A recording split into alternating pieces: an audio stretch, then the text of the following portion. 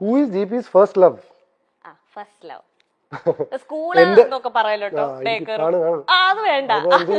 അല്ല, first love എന്ന് പറയുന്നാലേ എന്റെ ഫ്രണ്ട്സ് ഒക്കെ ഫസ്റ്റ് ലവ് എന്ന് പറയുന്നത് നിന്റെ ആദ്യ ഭാര്യ നിന്റെ വർക്കാണെന്ന് പറയും. ആ ഒരു രീതിയിൽ എപ്പോഴും പറയാറുണ്ട്. ബട്ട് ഫസ്റ്റ് ലവ് എന്ന് പറയുന്നത് ആ ഒരു സമയത്ത്, അല്ലെങ്കിൽ what do I call infatuation ആണോ എന്താണെന്ന് അറിയില്ല. ശ്വേത എന്നാണ് കുട്ടിയുടെ പേര്. അവളും കല്യാണത്തിന് വന്നിരുന്നു. ഇപ്പൊ അമേരിക്കയിലാണ്. കല്യാണമൊക്കെ കഴിഞ്ഞിട്ട് അമേരിക്കയിൽ സെറ്റിൽ ആണ്. ശ്വേത ഒരു ഡാൻസ് ഒക്കെ ചെയ്തിരുന്നു എന്റെ കല്യാണത്തിന്. So I M in touch with every one. അപ്പൊ ഫസ്റ്റ് ലവ് എന്ന് പറഞ്ഞാൽ അവള്, ഞാൻ ഫസ്റ്റ് ഉണ്ടാകുമ്പോൾ അവള് UKG-ലായിരുന്നു. ഞങ്ങൾ തൊട്ടടുത്ത വീടായിരുന്നു, കളിക്കൂട്ടുകാരായിരുന്നു കുട്ടിക്കാലം മുതലേ. So that should be my first love I guess. കാരണം എന്താ വെച്ചാൽ അന്ന് എനിക്ക് ഒരുപാട് പെൺകുട്ടികൾ ഫ്രണ്ട്സ് ഉണ്ടായിരുന്നില്ല. ശ്വേത മാത്രമായിരുന്നു എന്റെ ഫ്രണ്ട്. എത്ര നാൾ നിങ്ങൾ പഠിച്ചു? ഞങ്ങള് 10ാം ക്ലാസ്സിൽ നിന്ന് ഞാൻ പോയല്ലോ, ഞാൻ പട്ടാമിന്ന് പോയല്ലോ.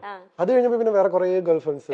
10th വരെ സത്യം പറഞ്ഞാൽ 1, 2, 3 പേരുണ്ടായിരുന്നുള്ളൂ. ശ്വേത, ഗായത്രി, അങ്ങനെ കുറച്ച് പേരേ ഉണ്ടായിരുന്നുള്ളൂ. ബട്ട് പിന്നെ അങ്ങോട്ട് അലോഷ്യത്തിൽ ആരെങ്കിലും ഉണ്ടായിരുന്നോ? ഉണ്ടായിരുന്നോ? First year, second year, third year, fourth year, third year. പിന്നെ ഐ ഹാഡ് എന്താ വെച്ചാലേ CIRS കഴിഞ്ഞപ്പോഴാണ് ഞാൻ ഭയങ്കര കംഫർട്ടബിൾ ആയത് പെൺകുട്ടികളായിട്ട്. കാരണം അവിടെ ഈ ഒരു ആൺകുട്ടി, നമ്മൾ സ്കൂളിൽ പഠിക്കുമ്പോഴേ പണിഷ്മെന്റ് കിട്ടിയാലാണ് പെൺകുട്ടികളുടെ കൂടെ പോയിരിക്കുക.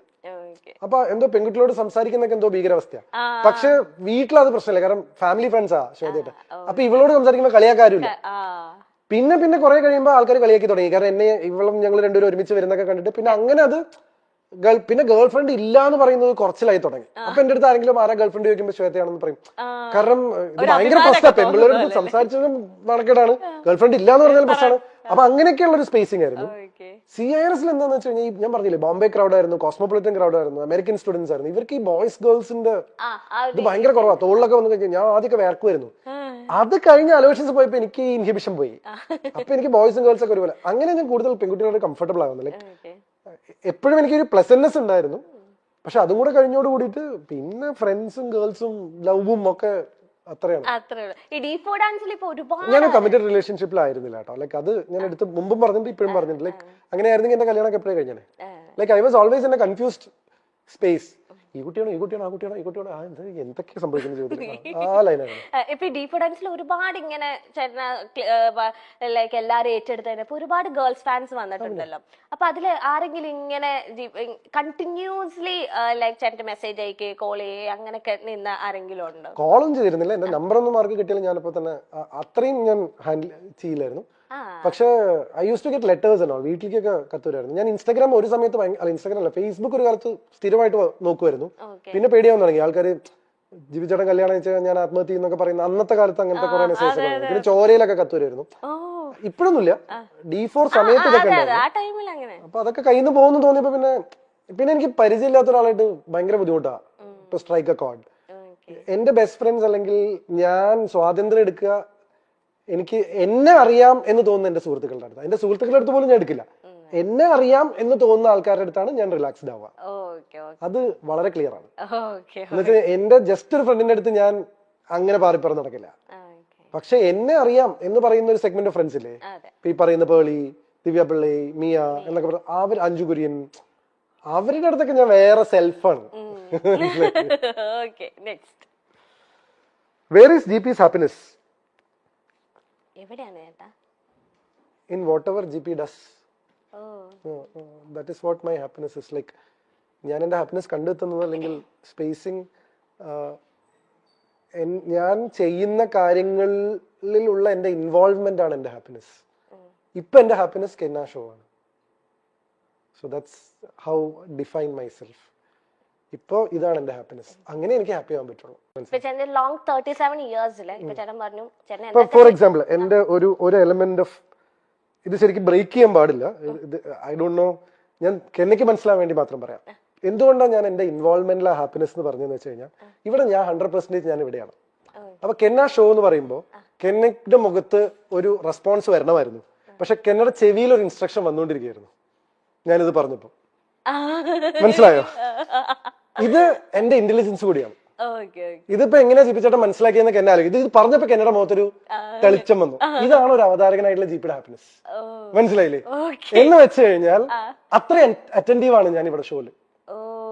എന്ന് വെച്ചാൽ കെന്ന ഷോ എന്ന് പറഞ്ഞു കഴിഞ്ഞപ്പോ എനിക്കറിയാം എന്റെ ഓഡിയൻസിൽ നിന്ന് ഒരു റെസ്പോൺസ് വരുന്നു.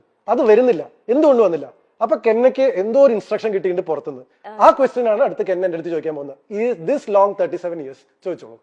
ഓക്കെ, ഇനി ഞാനൊന്ന് ചോദിക്കണ്ടല്ലോ. എടോ, സ്റ്റേറ്റ് അവാർഡ് അവതരണത്തിൽ കിട്ടാൻ എളുപ്പമുള്ള കാര്യമല്ല.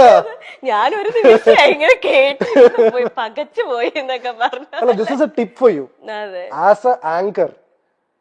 മനസ്സിലായില്ലേ? ഇതൊരു ഇത് this is my happiness. ഇത് സ്കോർ ചെയ്തു. This is GP's happiness. അതാ ഞാൻ നിങ്ങളെ ടെക്നിക്കാലിറ്റി ഞാൻ ബ്രേക്ക് ചെയ്യണോന്ന് വരെ ഞാൻ ഇപ്പൊ ചിന്തിച്ചു. കാരണം നിങ്ങളുടെ ചെവിയിൽ ഒരു ഇന്നിയർ ഇരിക്കുന്നുണ്ടെന്ന് പ്രേക്ഷകർക്ക് അറിയില്ല. പക്ഷെ this is A content for you. ഇത് കെന്ന ഷോന്റെ ഒരു കണ്ടന്റ് ആണ്. വേറെ ഒരാൾ ഇവിടെ വന്നിരുന്നത് നിങ്ങൾക്ക് ഇങ്ങനെ ഒരു സാധനം പറയില്ല. കാരണം ഞാൻ അത്ര അറ്റൻറ്റീവ് ആണ്. ഞാൻ ഇത്രയും സംസാരിക്കുമെങ്കിലും എന്റെ ചുറ്റും നടക്കുന്നതിനെ കുറിച്ച് ഞാൻ എസ്പെഷ്യലി ഒരു ഷോ കാരണം ഇത് എന്റെ ഏരിയ ആണ്. അപ്പൊ ചോദിച്ചോളൂ, ലോങ് 37 years. അല്ല, ചോദിച്ചോളൂ. അത് നിങ്ങൾക്ക് അവിടുന്ന് ഷോന്റെ ഒരു ഇൻസ്ട്രക്ഷൻ വന്നല്ലേ, ഞാൻ പറയാം. ലോങ് 37 years ഏറ്റവും ഹാപ്പിയസ്റ്റ് ആയിട്ട് തോന്നിയ ഒരു മൊമെന്റ് ഏതാണ്? ഇതാ, ഇത് പറയല്ലേ, വേറെ പറ. This moment. എടോ, ഇതിലും നല്ലൊരു മൊമെന്റ് ഏതാണ്? ഒരു അവതാരകന് ഇതിലും നല്ലൊരു മൊമെന്റ് ഏതാണ് ഹാപ്പി ആവാനുള്ളത്? പിന്നെ വേറെ കാരണം അല്ല, അതാണ് കാരണം this is my job and I M good at it. Yes. Next, which is GP's top gossip? ഏറ്റവും ടോപ്പ് ആയിട്ട് ഞാൻ പക്ഷേ ഇന്ന് പണ്ടത്തെ ഒരു ഇന്റർവ്യൂല് ജസ്റ്റ് കേട്ടോണ്ടിരുന്നപ്പോഴത്തേനും കമന്റ്സും ജസ്റ്റ് ഞാൻ സ്ക്രോൾ ചെയ്തതാ. അപ്പൊ അതിലൊരു എന്തോ ഒരാള്, വ്യക്തിയുടെ പേരൊന്നും എനിക്ക് ഓർമ്മയില്ല, നല്ല ഡീറ്റെയിൽ ആയിട്ട് ജി പി ചേട്ടന്റെ പേളി ചേച്ചിയുടെ ഒക്കെ അറിയുന്ന രീതിയിൽ പേളിയും ജീപ്പിയും ഇഷ്ടത്തിലായിരുന്നു. പിന്നെ അവരെന്തോ പിണങ്ങി. പിന്നെ അതുകൊണ്ടാണ് അവര് കെട്ടാത്തത്. അത് ഞാൻ ഇനി അങ്ങനെ അപ്പൊ ഞാൻ വെച്ചത് ഈ പേളിയും ജീപ്പിച്ചായിട്ട് ഞാൻ അങ്ങനെ ഗോസിപ്പുകൾ ഒന്നും കേട്ടിട്ടില്ല. അപ്പൊ ആ കമന്റിൽ എന്തോ ഗോസിപ്പ് ഉണ്ടായിരുന്നു. എനിക്ക് തോന്നുന്നു എനിക്ക് മേജർ ആയിട്ടുള്ള എനിക്കിതിൽ ഏതാ മെയിൻ ദിവ്യപിള്ള, ഇതിൽ ഏതാണോ ടോപ്പ് ഗോസിപ്പുകൾ ഇഷ്ടംപോലെ ഉണ്ട്. എനിക്കത് മിയ ചേച്ചി ആയിട്ടായിരിക്കും. പക്ഷെ എന്താ അറിയോ, ദിവ്യപിള്ളയുടെ ഗോസിപ്പിന്റെ സമയത്ത് സോഷ്യൽ മീഡിയ സ്ട്രോങ് ആയിരുന്നു. അപ്പൊ അത് ഭയങ്കരമായിട്ട് ആഘോഷിക്കപ്പെട്ടു. അതിനാണ് ഞാൻ ആദ്യമായിട്ട് ജീവിതത്തിൽ ഒരു എക്സ്പ്ലനേഷൻ കൊടുത്തത്. നിങ്ങൾ ആ കണ്ടത് കല്യാണമല്ല, മീഡിയ എന്ന കാര്യത്തിൽ ഞാൻ എക്സ്പ്ലനേഷൻ കൊടുത്തു വന്നിട്ടില്ല. അപ്പൊ എനിക്ക് ടോപ്പ് ഗോസിപ്പില് ശരിക്കും സ്റ്റാറ്റിസ്റ്റിക്സ് എടുത്തു നോക്കണം. പക്ഷെ മീയുടെ എന്ന് വെച്ചാൽ കുറച്ച് കാലമായിട്ട് നിന്നുകൊണ്ട് മീയുടെ കല്യാണം എന്റെ കല്യാണം കഴിഞ്ഞിട്ട് രണ്ടുപേരും അവരവരുടെ കല്യാണങ്ങൾ അറ്റൻഡ് ചെയ്തിട്ട് ഇപ്പൊ നിൽക്കുമ്പോഴാണോ ഇത് ട്രൂ ഫ്രണ്ട്ഷിപ്പ് ഗോൾസ്. ഇത് ഞാൻ നേരത്തെ പറഞ്ഞു കഴിഞ്ഞാൽ അതാണ് പ്രശ്നം. How much is GP's net വർത്തോ? നമ്മളുടെ സമ്പാദ്യം പൊതുവെ പറയാൻ പാടില്ല എന്നാണ് പറയുക. ഈ നെറ്റ് വർത്ത് എന്ന് ഉദ്ദേശിച്ചത് സ്വാഭാവികമായിട്ടും ലിക്വിഡ് ക്യാഷും അസറ്റ്സും എല്ലാം കൂടി ഇതിനെയാണല്ലോ നമ്മൾ നെറ്റ് വർത്ത്. എക്സാക്ട് ഫിഗർ ഞാൻ എന്തായാലും പറയില്ല. ഒരു 9 ഡിജിറ്റ്സ് ഉള്ള സംഖ്യയാണ്. ഇനി അത് പോയി കൂട്ടി നോക്ക് എത്രയാണ് 9 ഡിജിറ്റ് ഉള്ള സംഖ്യ എന്നുള്ളത്, ഇൻക്ലൂഡിങ് പ്രോപ്പർട്ടീസ് ആൻഡ് എല്ലാം കൂടി കഴിഞ്ഞാൽ ഒരു സ്വാഭാവികമായിട്ടൊരു 9 ഡിജിറ്റിലുള്ള സംഖ്യ. പക്ഷെ എമൗണ്ട് ഞാൻ റിവീൽ ചെയ്യില്ല. പിന്നെ കൃത്യമായിട്ട് ഇൻകം ടാക്സ് കളയ്ക്കുന്നതുകൊണ്ട് കുഴപ്പമില്ല. ഓഡിറ്റിങ്ങും ഇൻകം ടാക്സും GST ഒക്കെ ചെയ്യുന്നുണ്ട്, ധൈര്യമായിട്ട് പറയാം. പക്ഷെ എങ്കിലും നമ്മളിങ്ങനെ പൊതുവേ നമ്മൾ പറയുമല്ലോ, നമ്മൾ എക്സാക്ട് നിങ്ങൾ ചോദിച്ചുകൊണ്ട് മാത്രം ഞാൻ അത് റിവീൽ ചെയ്തതാണ്. ജനറലി റിവീൽ ചെയ്യാറില്ല.